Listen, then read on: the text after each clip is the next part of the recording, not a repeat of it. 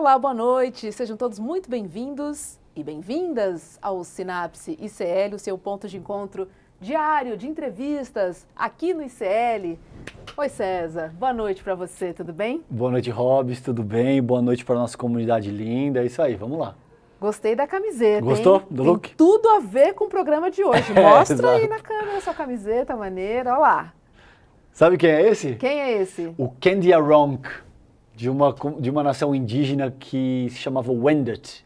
O Kandiaronk era um estadista, um intelectual. A gente vai falar um pouco, vou falar um pouco com o nosso convidado hoje, mas era uma figura muito interessante e que elaborou uma crítica indígena à sociedade europeia da época que conformou toda a maneira como o iluminismo foi organizado posteriormente. Muito interessante. Kandiaronk, pesquisem. Abram alas porque Daniel Munducuru está chegando aqui no Sinapse. Oi, Daniel, boa noite para você. Daniel que é ator, professor, escritor e também ativista indígena. Está no ar na novela das 9 da Globo, na novela Terra e Paixão. Seja muito bem-vindo, Daniel, ao nosso programa, ao nosso Sinapse. Opa! Eu sou muito um felizardo de poder estar conversando com vocês. Gosto muito desse programa, gosto muito das conversas que vocês desenvolvem e ajudam a elucidar muita coisa. Eu me sinto, claro, honrado de poder estar conversando com vocês, conversando com os queridos ouvintes, internautas e tudo mais, né? As pessoas que escutam a gente, que tem assim um coração aberto para ouvir algumas coisas, né? E quando se trata dos nossos povos originários, há muito o que ser dito ainda, e as pessoas precisam estar de coração muito, muito abertos para realmente serem incendiadas com essas palavras, né? Com as palavras que os povos indígenas podem ainda oferecer para o Brasil. Portanto, eu estou muito feliz de estar aqui com vocês, muito obrigado, e vamos que vamos. Obrigado, Daniel. A gente também está muito feliz de te receber, é uma honra. Vamos lá. Daniel, para começar, conta pra gente um pouquinho das suas origens, do seu povo, de onde você vem, enfim, se apresente aqui para nossa comunidade, por favor. Eu costumo dizer assim que eu sou um brasileiro nascido Munduruku. Gosto de falar assim para lembrar as pessoas que o Brasil é formado por muitos outros povos, por muitas outras culturas. Culturas que foram desprezadas ao longo da história, mas que puderam e ajudaram muito e ajudam até hoje na formação da identidade brasileira. Eu sou, portanto, eu sou um brasileiro, né, parte de um povo originário, que é o povo Munduruku, é um povo que está presente em 3 estados brasileiros: estado do Amazonas, estado do Mato Grosso, estado do Pará, da onde eu sou originário, da onde eu venho, efetivamente. Nascido em 1964 dentro desse povo, eu fui um pouco vítima daquilo que os militares procuravam desenvolver como política para os povos indígenas, que era mandar as crianças para a escola para tentar fazer com que elas se tornassem brasileiras, né? Ou, numa palavra cínica que usavam, que a gente pudesse se civilizar, né? E pudesse se tornar brasileiros, cinicamente. E eu, por conta disso, fui mandado para a escola na cidade, aprendi a cultura ocidental, não é? Tive todas as crises que uma criança pode ter, que um jovem pode ter, que um adulto pode ter, por ter nascido dentro de um povo que sempre foi desprezado, né? Na sua origem. Mas ainda assim eu pude estudar, fiz todos os degraus da formação, né? Passei por todas as coisas boas e ruins que a formação ocidental pode oferecer, e isso me deu certamente uma possibilidade de participar de uma forma mais criativa, talvez, dentro da sociedade brasileira, né? Com todas as graduações que eu fiz, com pós-graduação, mestrado, doutorado, pós-doutorado, isso foi me dando um know-how para poder dialogar com a sociedade brasileira de igual, de igual para igual, né? Olhando olho no olho, podendo enfiar o dedo no olho, inclusive, tanto nos nossos olhos quanto nos olhos do povo brasileiro para que eles possam, para que o Brasil possa se enxergar, né? Possa se ver. O Brasil continua cego de si mesmo. É isso. Daniel, e nesse sentido, quando é que começa a tua trajetória enquanto ativista? Isso surgiu de uma forma espontânea? Houve um momento de inflexão no qual você começa a atuar enquanto ativista? Conta pra gente um pouquinho como é que se produziu esse teu traço na tua personalidade. Antes de mais nada, eu queria confessar uma coisa a vocês. Eu não gosto que me deem a pecha de ativista, sabe? Por quê? Porque a palavra ativismo, ela é uma palavra muito da moda. Ela vem de uma tradição, assim, um tanto norte-americana, né? De colocar nas pessoas uma ação em prol de alguma causa, especificamente, e só para aquela causa. Né? A palavra ativismo, para mim, denota muito assim uma oportunidade, às vezes um oportunismo que alguém tem, né? E se insere numa determinada causa, mas que aquela causa passa a ser apenas um brinquedo, digamos assim, né? Uma diversão, muitas vezes, para as pessoas. Eu prefiro dizer que sou militante, que o militante é aquele que carrega a lenha nas costas, sabe? É aquele que põe o pé no barro. Pau para toda obra, Daniel. Pau para toda obra. Pau para toda obra. E eu, inclusive, falo isso às vezes porque eu vou às minhas palestras e eu sou talvez o único escritor no Brasil, que eu não conheço outros, muitos assim que façam isso, mas eu sou o que vai com a sua malinha de livro, vai, expõe, vende, e dá troco e dá autógrafo, tudo ao mesmo tempo agora. Porque entendo que isso é ser militante da literatura. É fazer com que a minha literatura chegue junto comigo. Né? Chegue antes, claro, as pessoas já me conhecem, mas que elas não se sintam privadas de ter acesso aos livros porque elas não conseguem, enfim, a distribuição dos livros é muito ruim e elas não conseguem ter esse acesso. Então eu prefiro ser assim um militante no sentido mais forte da palavra, que é aquele que se dedica, é aquele que tem não uma causa, mas uma motivação existencial para fazer o que faz, sabe? E algo que tem a ver com a sua coerência pessoal, que tem a ver com as crenças que tem, sabe? Não é um oportunista, não é isso. Dito isso, e realmente as pessoas podem me chamar do jeito que acharem que devem chamar, eu não tenho nenhum problema com relação a isso. Mas o meu papel de educador, né? De educador exige de mim que eu esclareça as pessoas um pouco o sentido que eu percebo as palavras, como elas dizem para mim. Eu tenho feito isso, por exemplo, com a palavra índio, né? Essa revolução que aconteceu em torno do uso da palavra índio, indígena, isso eu tenho a honra de dizer que um dos pioneiros disso tudo fui eu, né? Que trouxe isso, alguém que trouxe isso para o debate, para a sociedade poder perceber, né, que o uso inadequado da palavra, ela na verdade é uma negação que se faz do outro, não uma afirmação. Né? Então as pessoas vão começando a aprender, né, o significado, o sentido mesmo da palavra. E se uma palavra machuca alguém, ela não pode ser boa.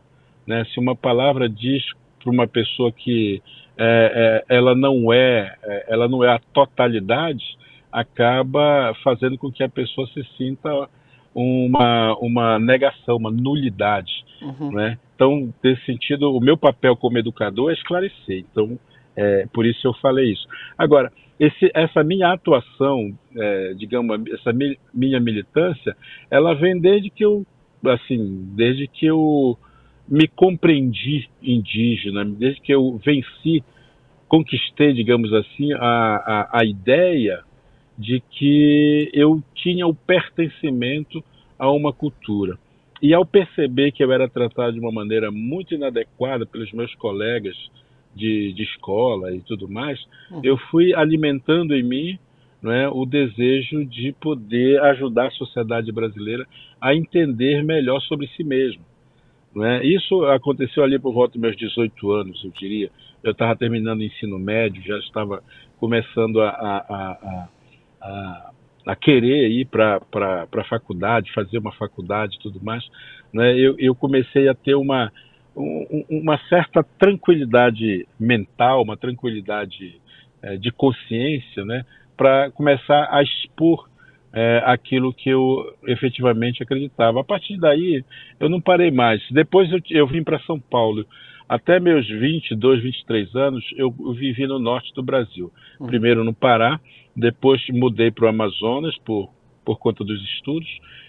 Fiz toda uma faculdade no Amazonas e quando eu concluí essa faculdade e fui querer colocar em prática isso na escola, fui querer ser professor na escola, eu descobri que esse diploma ele não era reconhecido pelo MEC. E eu precisava fazer o reconhecimento disso. Eu estou falando isso final dos anos 1980, portanto, vocês imaginem como é que era o MEC naquela ocasião, né? E como eram as faculdades também. Então, eu peguei as minhas tralhas, as poucas tralhas que eu carrego, e vim para São Paulo, né? Vim morar em São Paulo, e a partir daqui de São Paulo que eu comecei a fazer uma militância mais efetiva no movimento indígena, porque foi aqui em São Paulo que eu vim conhecer as principais lideranças do movimento indígena, como o Marcos Terena, o Álvaro Tucano, né, o Jorge Terena, o Daniel Cabixi, e depois, efetivamente, também o Ailton Krenak e tal, né, que já é de uma segunda geração, digamos assim, né, de liderança, e isso me fez conviver bastante com esse movimento. Portanto, assim, são 30 anos, pelo menos, de uma militância, né, permanente, até que descobri o meu caminho dentro dessa militância, que foi através da literatura. E aí já é um outro capítulo, né? É um outro episódio dessa história. Nossa, a gente vai falar sobre a sua literatura, porque são mais de 60 livros, daqui a pouquinho a gente vai falar sobre eles. Eu queria trazer um dado triste, Daniel, porque entre 2019 e 2022, quase 800 indígenas foram assassinados, isso de acordo com o relatório do Conselho Indigenista Missionário, que é o CIMI. E eu queria te perguntar, quais são as principais causas para esse extermínio? Logicamente que a gente está falando de assassinatos, mas acredito que há outros fatores também aí, não? Olha, as causas disso tudo são as mesmas de sempre, na verdade, desde 1500, né? A teimosia nossa de não entregar o nosso território para as pessoas que querem explorá-lo, não é? É a teimosia que leva a gente a resistir, a insistir.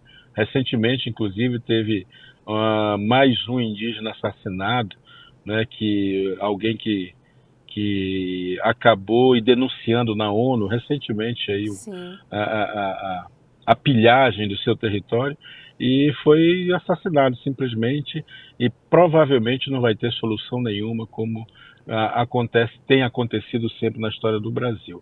Os motivos são os mesmos, eu diria. É a ganância pela terra e aí tem a ver com a questão dos grileiros, tem a ver com a questão dos fazendeiros, que no fundo são as mesmas figuras, né? Tem muito a ver com a exploração mineral, portanto tem a ver com outros interesses que não são apenas do agronegócio, por assim dizer, mas um tipo de comércio ilegal, né, dos minerais e que acaba provocando a invasão dos territórios indígenas e, portanto, também a resistência, né,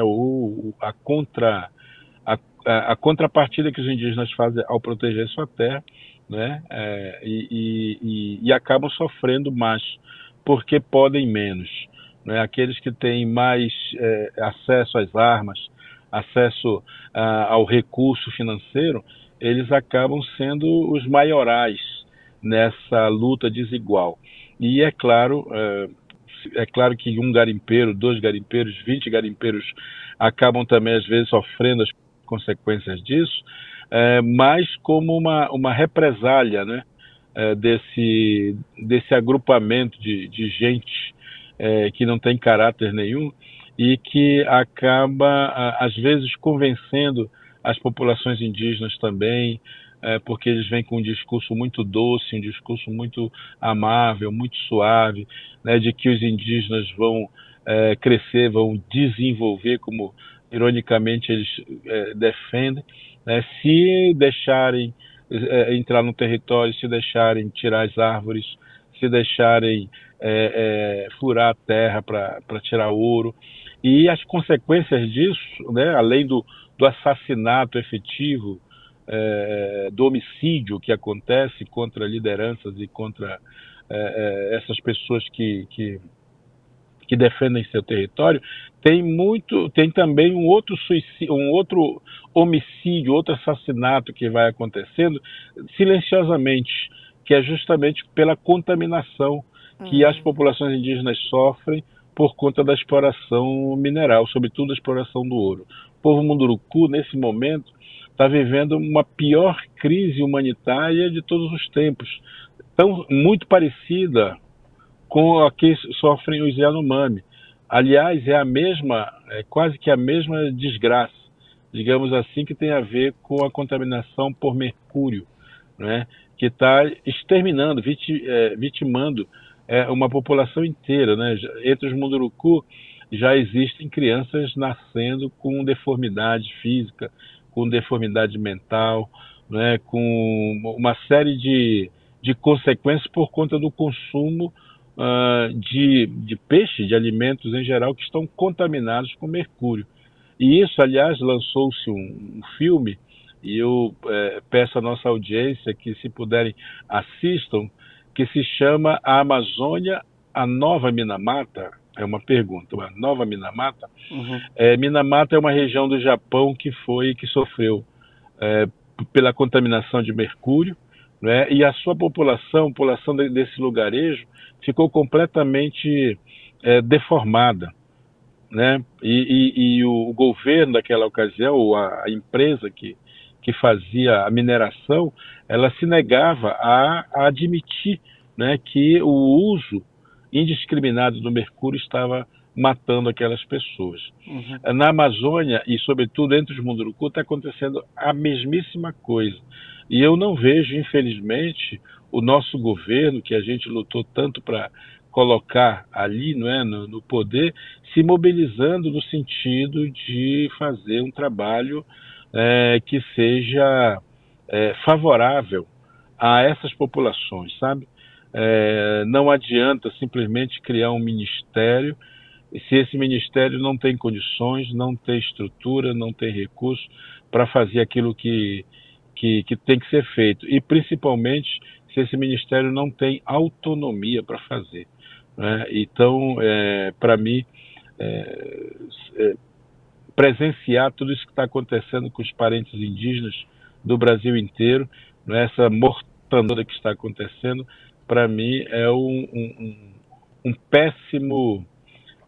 uma péssima visão de um futuro que nos aguarda e que não é nada favorável.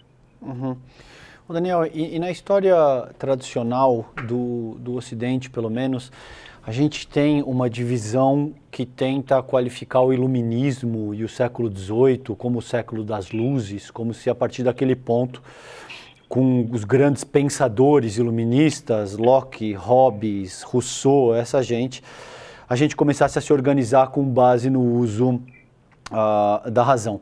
Novos achados arqueológicos e estudos demonstram que as próprias ideias iluministas surgem com base numa crítica indígena que foi feita, uma crítica muito aguda que foi feita de como a própria sociedade europeia estava constituída naquela época, porque, por exemplo, os próprios jesuítas, que eram os intelectuais naquela ocasião, eram radicalmente contra a liberdade civis, era radicalmente contra a emancipação da mulher, várias coisas que o iluminismo depois veio a incorporar muito com base na crítica indígena que foi feita a como a sociedade europeia estava constituída naquela ocasião. Hoje, eu gostaria da tua reflexão a respeito disso.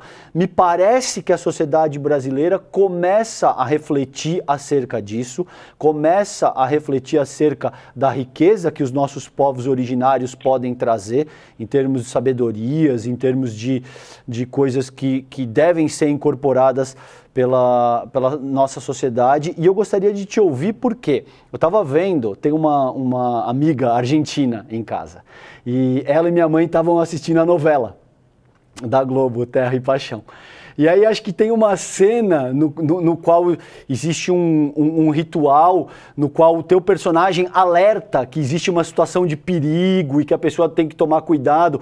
Eu honestamente não assisto a novela, mas elas estavam assistindo e essa minha amiga argentina olhou para minha mãe e falou, sim, ele falou em espanhol, é verdade, os indígenas têm um tipo de conhecimento e de relação com a terra e de relação com o transcendental que nós outros não temos.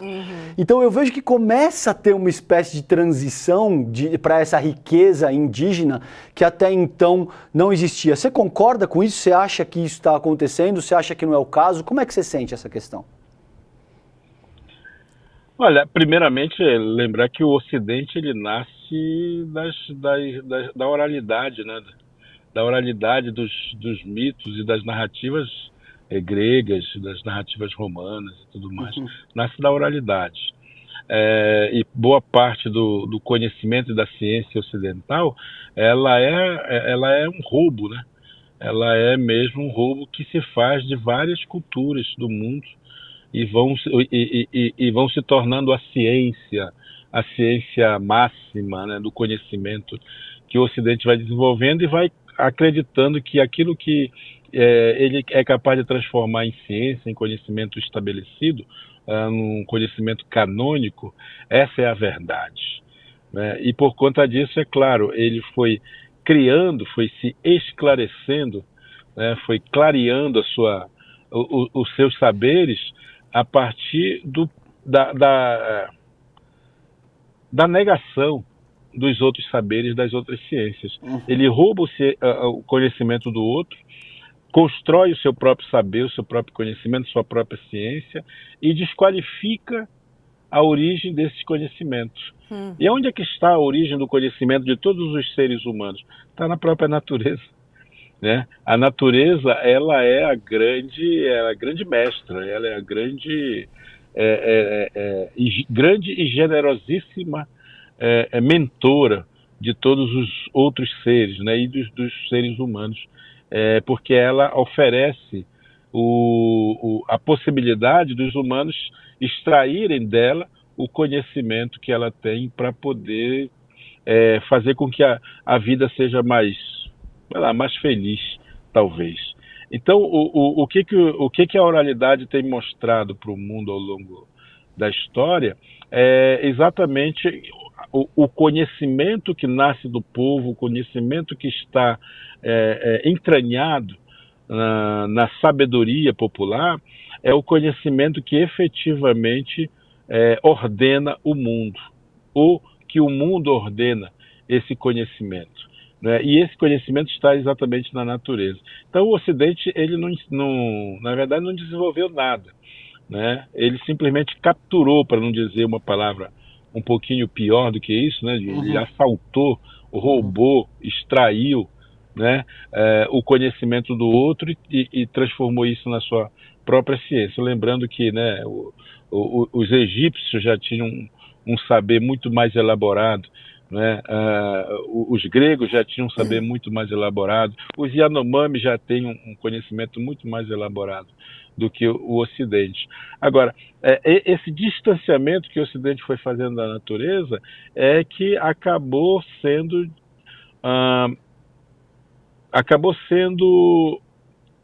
a grande derrapada, né, que o Ocidente teve, porque ele se distanciando da natureza, ele foi criando dentro para si mesmo uma arrogância, né, uma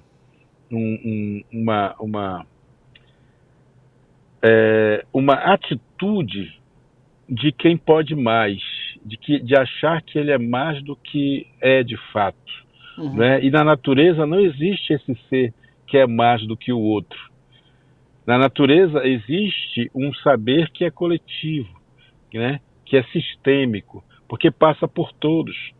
E passa por todos para que todos tenham vida plena, para que todos possam viver uma vida plena, que é interdependente um do outro. O ser humano é o único ser na natureza que acha que é capaz de ter vida plena, que ele pode construir vida plena, inventando a tal da cultura, né, que nasce com a ciência. E ele fazendo isso, obviamente, ele vai se distanciando daquilo que é essencial, né? É saber que a vida da gente é uma passagem, né? É uma viagem rápida, né? E essa viagem ela está em consonância com o todo, né? Com o universo, com a grandiosidade do cosmos. E, portanto, cabe a nós apenas ter uma atitude de gratidão, uma atitude de respeito, uma atitude de interação, de integração com esse todo, e não querer ser dono. Isso é uma verdade, queridos, que está presente em todas as tradições orais, inclusive na tradição judaico-cristã. Né? Jesus Cristo, que eu costumo dizer que é o pajé, né? O grande pajé Jesus Cristo, ele começou seu sermão da montanha justamente dizendo isso, né? Por que vocês se preocupam com o que vocês vão comer, com o que vocês vão vestir, olhar os lírios do campo. E aí termina esse grande sermão dizendo assim: a cada dia basta a sua preocupação. Isso é a oralidade, né? Isso é a natureza, isso é a sabedoria que está na natureza. Se a gente pegar essa essência e de fato viver, for coerente com ela, a gente vai ter uma vida longa e feliz, que é o que nós todos queremos, né? O tempo todo, é o que nós buscamos, é o que nós ansiamos. Mas o humano, sobretudo o humano ocidental, ele vai considerar que o mundo foi feito para ele. Ele até cria um Deus que o criou. Ele até cria um Deus que vai fazer com que ele pense que o mundo foi criado para ele.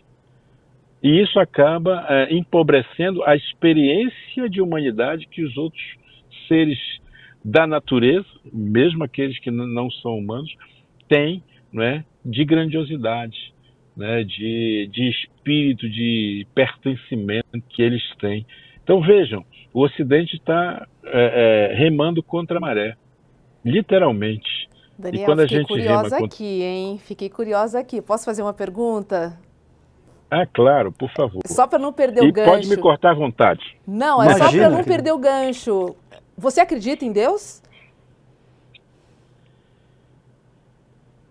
É uma pergunta que eu acredito sim.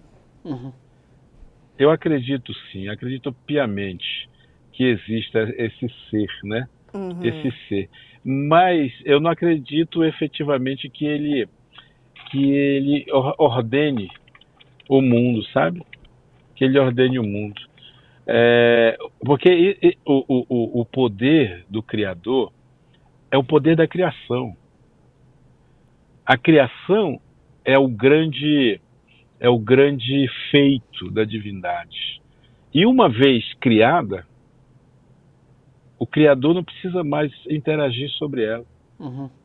O Criador já fez a perfeição. Né?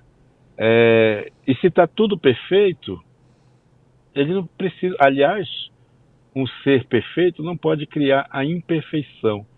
O ser humano é que vai criar um outro espírito que vai aparentemente ser a contraposição à bondade, né? Ele vai criar o demônio, que é justamente a maldade, né? Representa a maldade. E essa maldade, na verdade, é mais uma criação do ser humano, porque o ser humano, eu digo sempre isso, né? É o único ser na natureza que precisa criar cultura, porque não se contenta em ser natureza. O ser humano precisa acreditar que existe um Deus, que existe uma vida após essa vida. A gente não imagina que uma onça esteja preocupada com isso, né? Que um jacaré se preocupe com isso, que uma formiga se preocupe com isso. O ser humano é o único... E por que o ser humano se preocupa? Porque na natureza ele é o ser mais incompleto. Todos os outros seres completos já estão mergulhados na divindade. Não precisam acreditar nisso ou naquilo. Eu costumo até dizer, com uma certa licença poética, né, que os povos indígenas não têm religião, né? Porque religião é uma necessidade de quem está desligado. Porque se religião é religar, é porque foi desligado, foi desplugado. Concordo 100% Se alguém não é contigo. desplugado, não precisa ser religado. Portanto, não precisa essa coisa de religar. Nós não estamos desligados. E aí, quando a gente não está desligado, a gente já está com o todo, né? Com a completude. Portanto, não precisamos criar alternativas para uma vida depois da vida. Sei lá. Eu não sei se as pessoas concordam com isso que eu falo, mas eu, particularmente, gosto muito de falar essas coisas. Eu concordo muito com o que você falou sobre o desligar, né? Por que você precisa ligar? E também entendo, Daniel, que algumas pessoas têm a necessidade, né? Enfim, a gente está falando sobre religiões, que algumas pessoas têm a necessidade porque elas precisam de algumas respostas que elas não são capazes sozinhas de encontrar. E aí eu entendo como um conforto você delegar a outras situações, a outras energias, a um outro ser, algumas questões que a gente não consegue individualmente, sozinhos, talvez, resolver, né?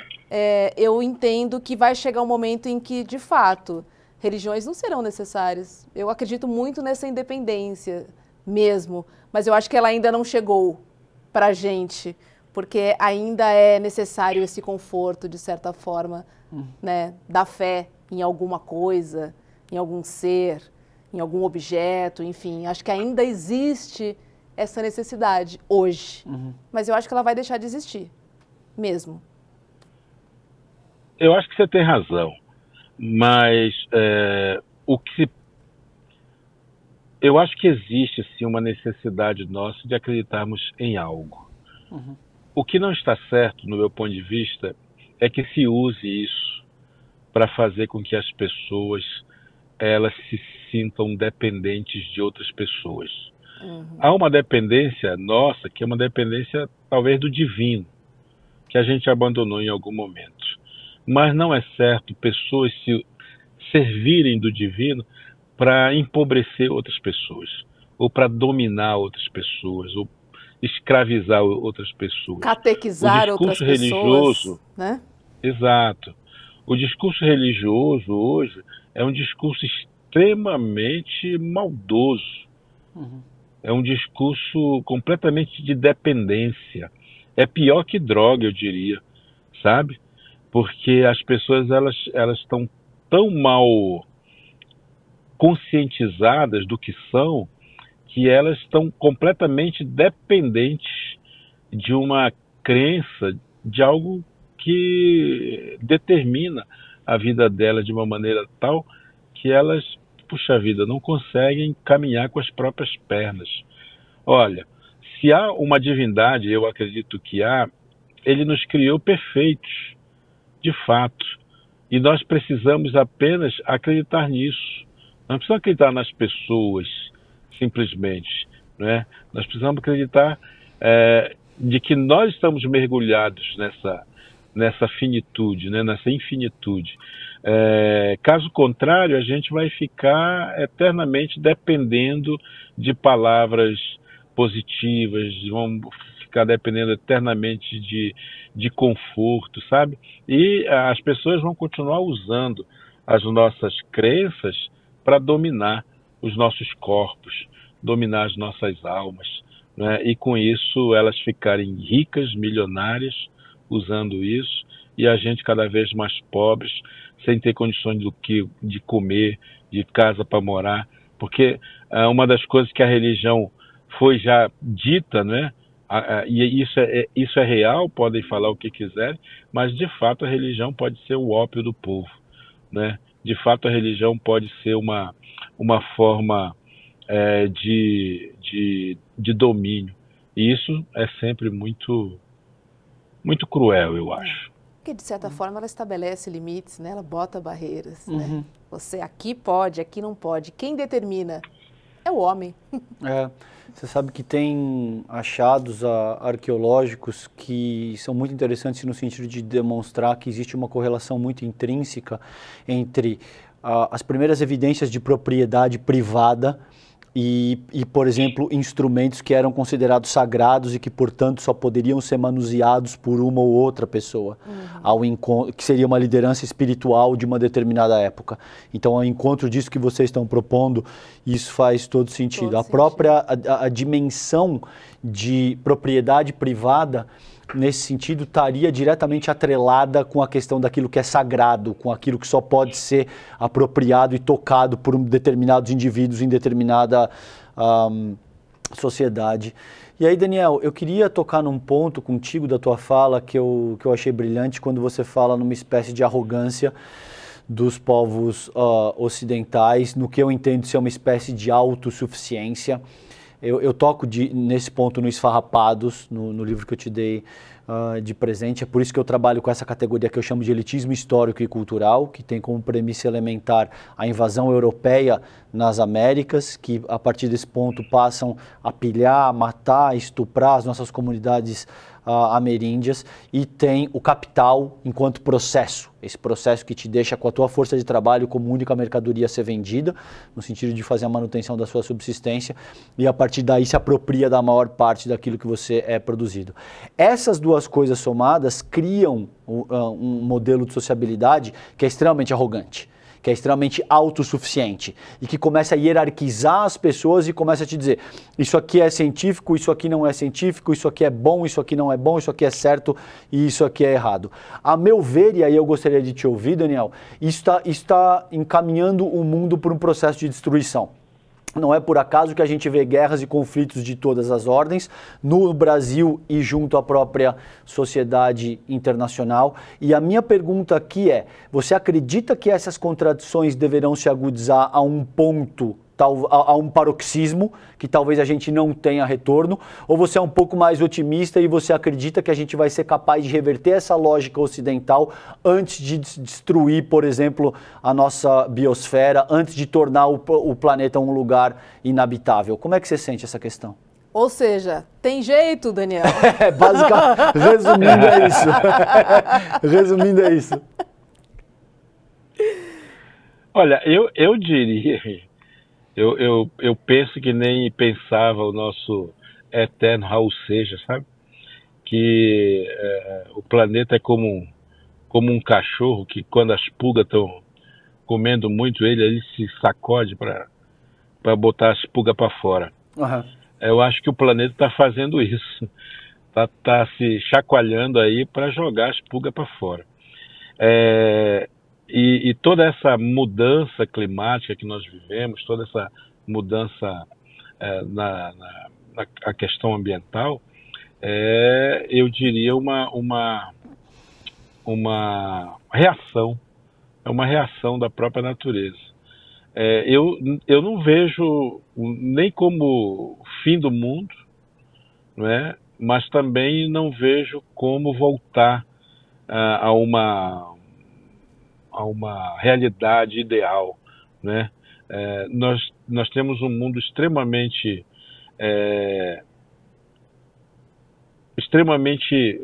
cheio, repleto, inflacionado de gente, né? Em que o nosso planeta ele não dá conta, não dá mais conta, né? Os recursos naturais estão se esgotando, de fato, né? E é claro que isso... a consequência disso é o cão sacudir para que as pulgas, quem sabe, elas criem alguma consciência, né? Eu acho que o ser humano é essa pulga, ela está ali o tempo inteiro sugando o sangue, chupando o sangue do animal, né?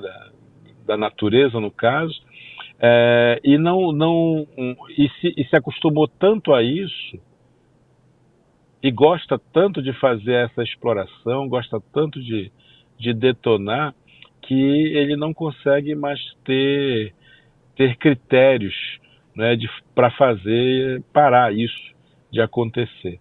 Então, eu não acho que seja o fim do mundo, mas também não acho que a gente vai ter como solucionar isso, a não ser mesmo que algo muito, muito surpreendente aconteça. Aliás, isso está acontecendo.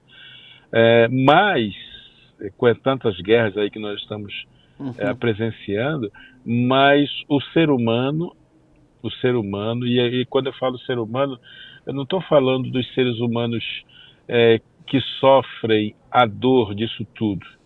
Eu estou falando dos seres humanos arrogantes, esses que são os responsáveis pelas guerras, são responsáveis pelas dores do mundo, né? Eles sofrem menos porque eles têm mais, né? E esse ter mais gera o prejuízo àqueles que não têm.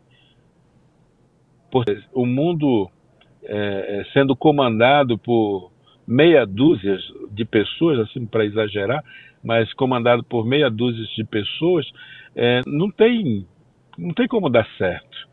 Não tem como dar certo. A única coisa, a única forma de dar certo é a gente voltar a ser natureza. E aí a gente vai saber conviver, sabe? A pulga, saber conviver com o cão, né? Saber o tanto que ela pode sugar para não matar a sua própria comida. Né? Porque muitas pulgas tirando o sangue do pobre do cãozinho, daqui a pouquinho ele não vai ter mais sangue para alimentá-las. E, infelizmente, esse ser humano economicista, egoísta, que quer tudo para si, não tem limite. Ele vai continuar fazendo isso. Nós estamos vendo, inclusive, todas essas pressões por guerra, não tem nada a ver com religião, não tem nada a ver com humanidade, não tem nada, tem a ver com interesses econômicos. Todo mundo sabe disso. Guerra sempre foi por questões econômicas. Mesmo aquelas guerras lá dos tempos ancestrais, né?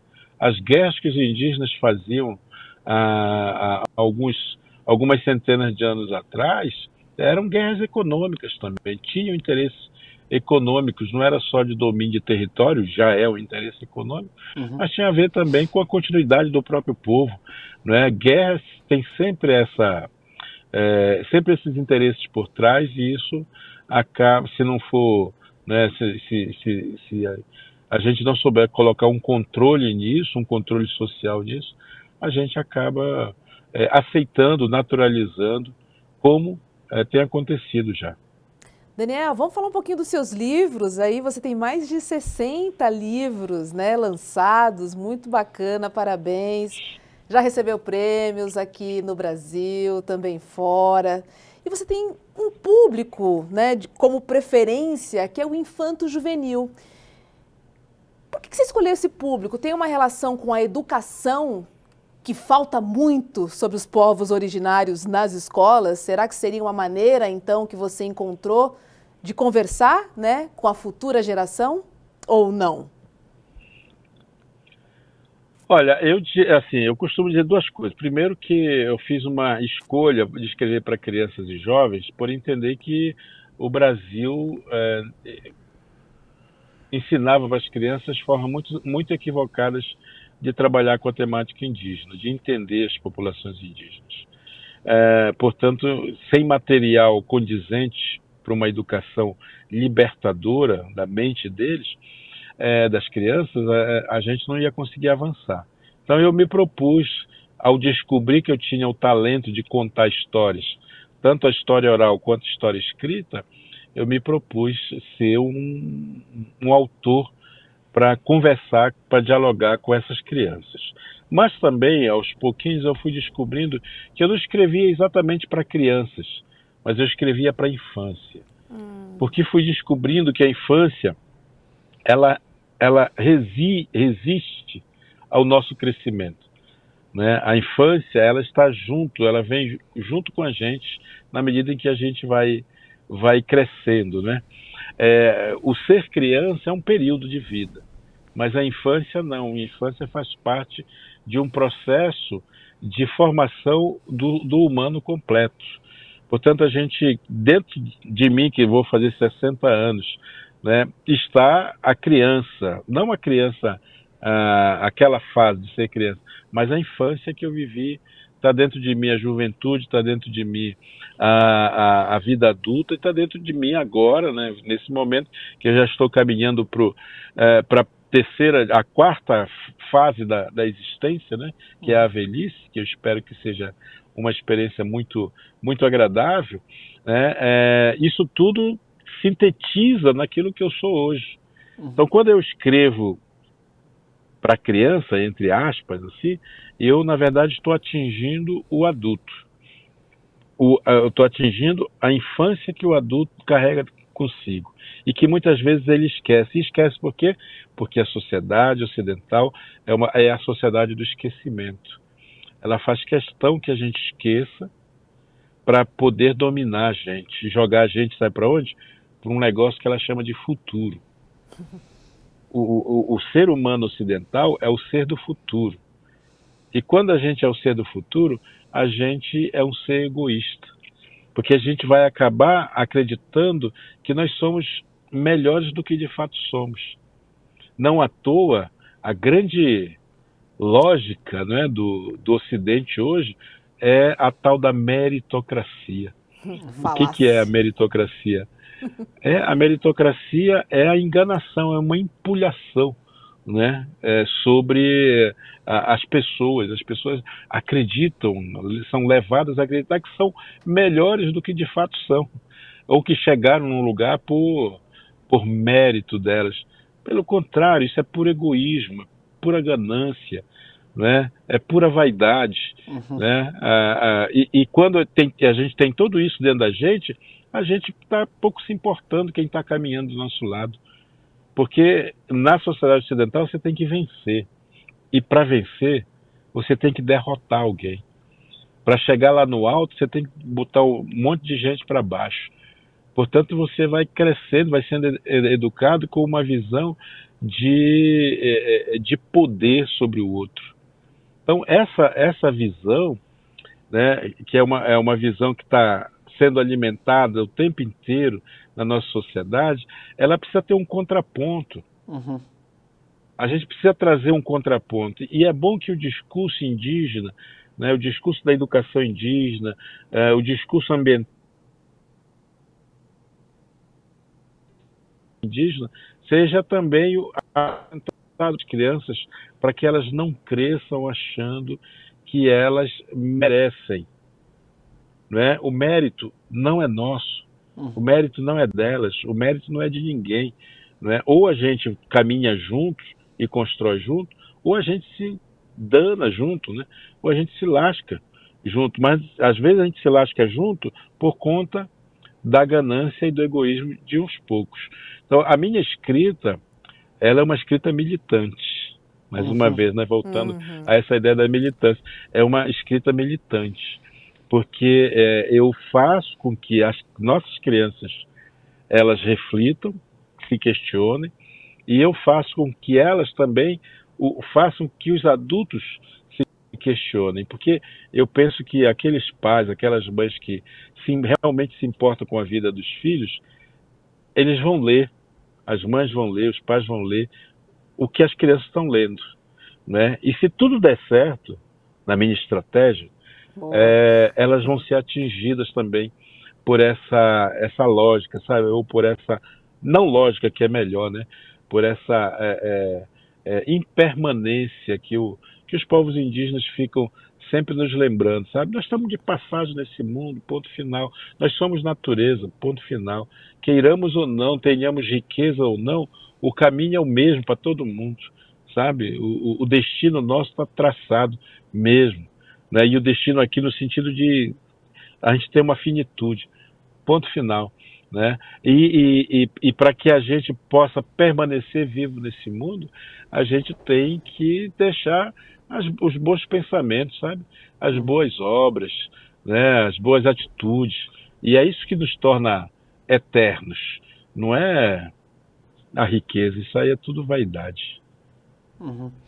E você sabe que eu lembrei, enquanto eu te escutava, Daniel, essa dimensão da impermanência é genial, porque na medida em que você consegue funcionar de acordo com esse paradigma, você consegue transcender as coisas mais mesquinhas, mais individuais, que te leva a uma certa dimensão utilitarista do funcionamento da vida. Eu lembrei, eu estava conversando com o Krenak, uma entrevista, uma conversa parecida com essa que a gente está tendo com o Daniel aqui, e ele me falou assim: César, o ser humano não é útil. Útil é um liquidificador, que você pega um abacate, bota leite, faz uma vitamina. O ser humano tem essa dimensão da impermanência, de transcender esses interesses mais imediatos. E honestamente, eu acredito que a leitura seja talvez o elemento mais capaz de oferecer um contraponto para isso que está o estado de coisas que a gente tem determinado hoje em dia. Minha mãe insistia muito: leia, César, porque a leitura é o melhor caminho para desenvolver uma espécie do que eles chamam, os psicólogos, ela é psicóloga, os psicólogos chamam de uma espécie de raciocínio abstrato, pensamento abstrato generalizador, ao invés de um pensamento concreto, que enxerga as coisas de uma maneira muito maniqueísta, certo, errado, bom, ruim, que é uma característica de funcionamento da nossa própria sociedade. Qual é a importância, eu gostaria de te ouvir um pouco a respeito, com base nisso que eu estou propondo, qual é a importância de estimular a leitura, qual é a importância de que a gente tenha as nossas crianças lendo livros, e lendo livros que tenham uma perspectiva distinta também, né, Daniel? Que não tragam só aquela leitura clássica ou aquela dimensão tradicionalista que a gente vê. Eu falei para a Hobbs outro dia, você vai no teatro aqui, por exemplo, em São Paulo, você só vê peças de Freud, de Rousseau, de Hamlet, de Sartre, entendeu? Então é importante que a gente tenha uma produção cultural que transcenda essa dimensão tão eurocentrista. Exato. Esse é o ponto. Gostaria de te ouvir a respeito disso, querido. Olha, eu nunca lembro o nome do cineasta que afirmou que o pior filme brasileiro é melhor para os brasileiros do que o melhor filme estrangeiro. Não é? Eu diria que nós precisamos, eu tenho defendido muito essa tese, digamos, né? Nós precisamos ter uma pedagogia brasileira, sabe? O Brasil precisa criar o que eu tenho chamado de pedagogia de pertencimento. Pedagogia do pertencimento, para a gente reafirmar a importância da tradição não no sentido do tradicional, né? Da tradição no sentido da ancestralidade, né? Do ancestral que mora dentro da gente, trazer o orgulho, né? A autoestima, a alegria de sermos de fato Brasil. Ser brasileiro não é uma coisa boa, mas ser Brasil é uma coisa maravilhosa. Ser brasileiro é ser um operário. Ser um operário do patrão, sabe? É continuar sendo colonizado, não é? E nós precisamos ser árvore.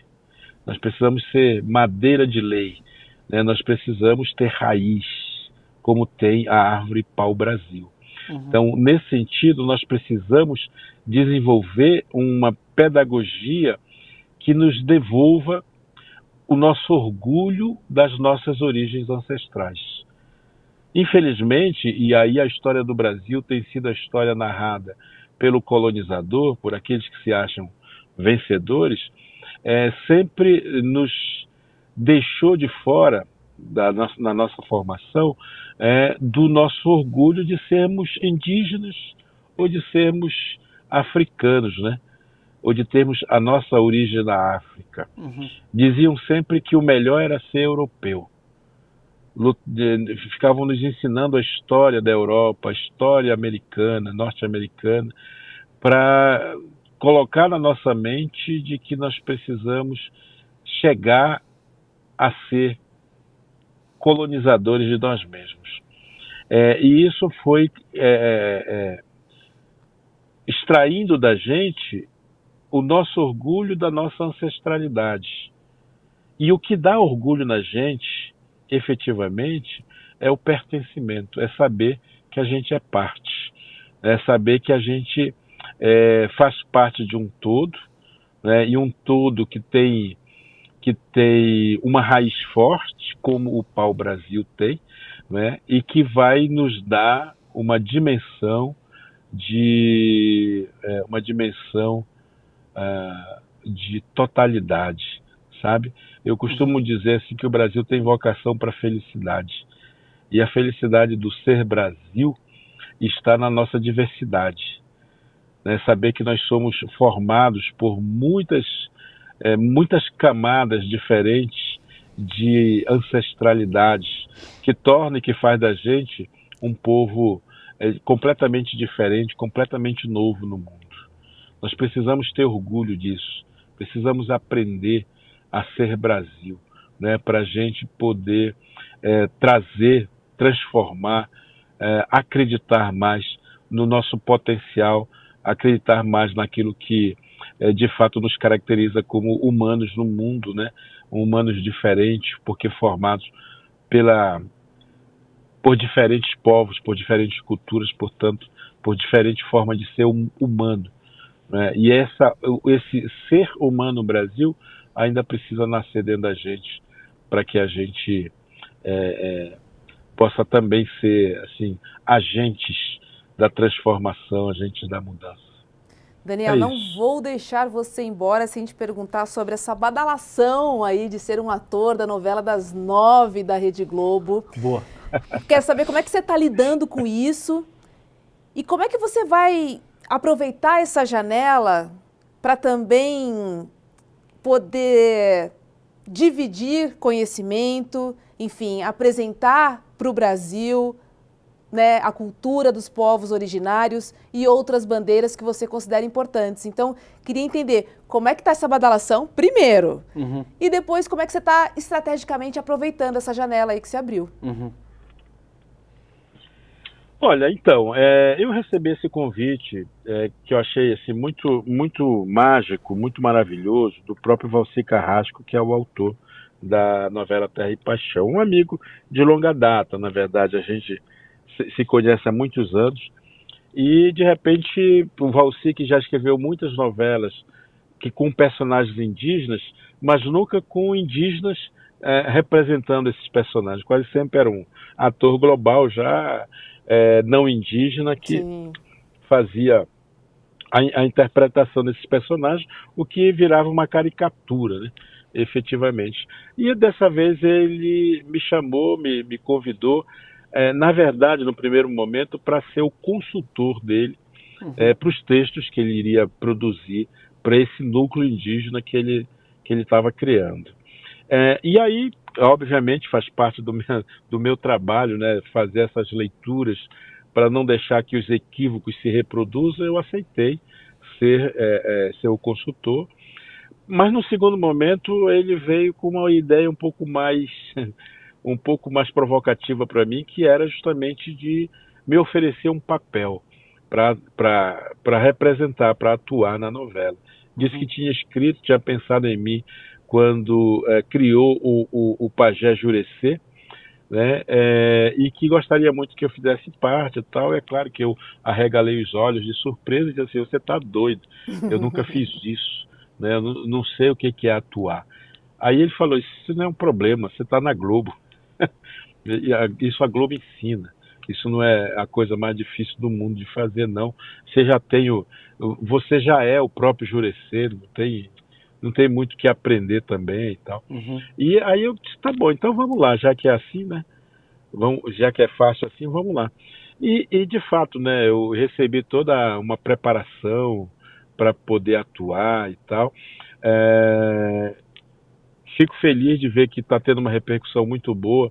O nosso núcleo indígena, que iniciou a novela, né, foi lá, o primeiro capítulo da novela fomos nós que demos o pontapé inicial, e agora já a novela está caminhando para o final.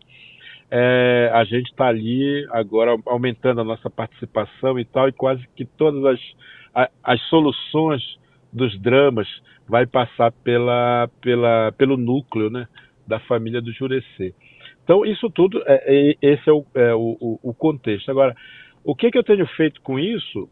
Bom, eu não sei o que fazer, na verdade, porque eu não sou uma pessoa da mídia, não sou um Instagramer, não sou um YouTuber, né? Eu sou tudo isso sem ser nada disso, na verdade, porque eu utilizo muito os instrumentos, né? Eu uso muito a internet para as coisas e tal, mas eu uso como um educador usa, não como um garoto propaganda usa, não como um empresário usa, né? Eu uso como educador e eu fico muito feliz, de fato, de ver que meus canais aumentam, e que as pessoas que chegam até ali não são pessoas que vão lá buscar o cara famoso, né? Mas começam a perceber que esse camarada aí, essa pessoa tem uma mensagem para oferecer, tem algo para dizer para a gente, que não é só divertir, que não é só fazer dancinha, que não é só, né, que é tudo muito legal, isso é tudo muito bom para quem faz isso, está ótimo. Mas não é o meu caso, eu não vou fazer isso.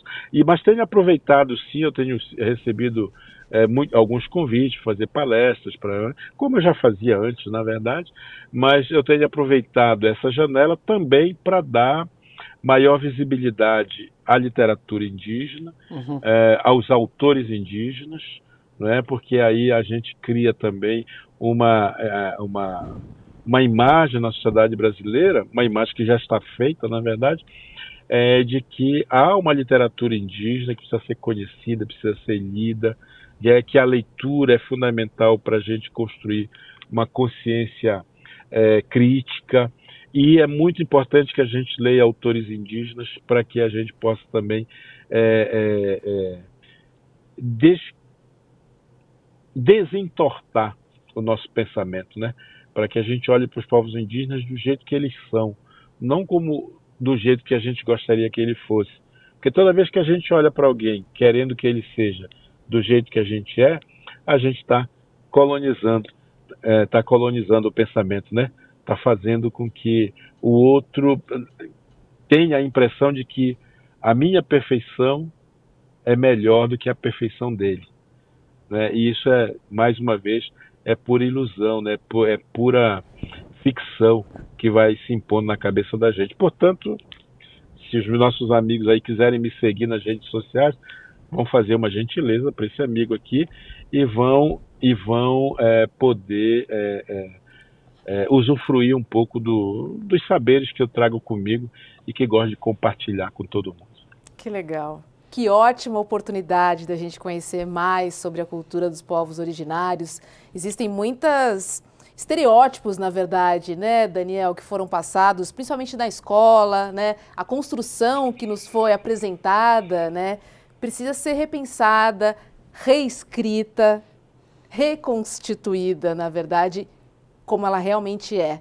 Porque a imagem que passaram, infelizmente, né, a nossa história, né, a história que a gente aprendeu na escola, ela precisa ser revisitada urgentemente. Então, é uma oportunidade que a gente tem, né, através de personagens, através dessa janela que a mídia oferece, de ser educativo também, né? É uma oportunidade da gente, enfim, ter acesso a algumas informações que não nos foram permitidas. Daniel, que prazerzaço! Perfeito. Muito legal falar com você. Obrigada, viu?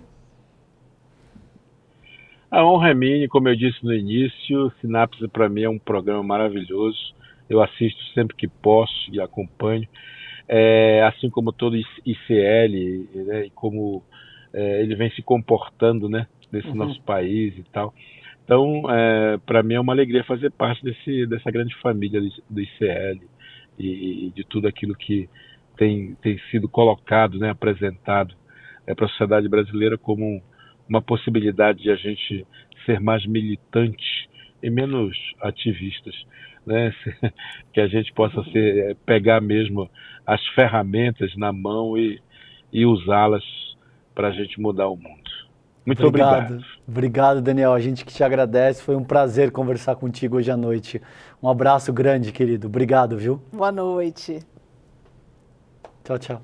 Que papo gostoso, incrível, César. E atendendo a pedidos da nossa audiência. Sim. Viu? Já vinha pedindo aí, cadê os povos originários, né? Vamos falar, vamos trazer. Olha lá, ó, a gente atende aqui. Muito legal, muito legal bacana, de fato o né? debate, muitas ideias novas, muita coisa para a gente refletir com base em tudo que ele traz para a mesa, muito bacana. Vamos lembrar a programação do ICL, que começa às 7 da manhã com Leandro Demore e Seu Desperta. Olha lá, Leandro Demore das 7 às 8 e logo depois tem ICL Notícias, primeiríssima edição, das 8 às 10h30 da manhã. E às 7h30 da noite, olha nós aqui outra vez. Cá estamos. Beijo. Um beijo. Boa noite. Beijo, gente. Beijo, gente. Fiquem bem. Tchau, tchau. Até mais. Você já percebeu como é grande o esforço da direita e da extrema-direita para criminalizar o MST? Você já parou para pensar por que eles querem tanto atingir esse movimento? Atacar esse movimento? Pois é. Contra tudo e todos do grande capital, a gente resolveu revelar a verdade sobre o MST. Você tem interesse em conhecer essa verdade?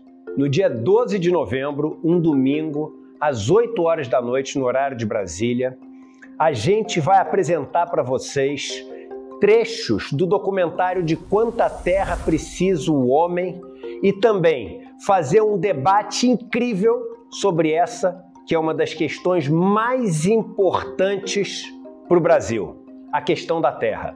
Junto conosco vai estar ninguém mais, ninguém menos do que João Pedro Stedley, um dos principais líderes do movimento dos trabalhadores sem terra. Estarão conosco também várias outras pessoas que têm na sua vida a luta da terra como um dos principais motores. Para você não perder esse encontro histórico e assistir trechos inéditos do filme De Quanta Terra Precisa o Homem, é só você se inscrever gratuitamente no link aqui em cima ou aqui embaixo. Não perde essa chance.